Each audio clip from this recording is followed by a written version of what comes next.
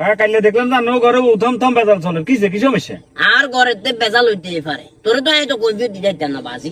বাবুরে বাড়ির মানুষ হিসেবে যে গেলাম আর কিসে? বাইরের মানুষ হিসেবে বাইরের মানুষ জিগস তোর কাছে আসি মেরে বুঝে দিয়ে রাস্তা এদির আমি 100 বার উপরে কইলাম দেখো রোকেয়া এখন শীতকাল চলে আইছে, আমার কথা হলো 100 বার ফাঁদো আছে একবার কম্বল দিয়ে গেলাম ওইদিন এটাই বুঝে গেলেন। এখন যে আই যেহেতু খেতে খামারে কাজ করি ঠিক আছে, ফাঁর ভিতরে কাজটা থাকতে পারে তেনা দিয়ে অলরেডি আর ফাঁকা মেরে সুন্দর করে হুসি, তারপরও কাজটা থাকে।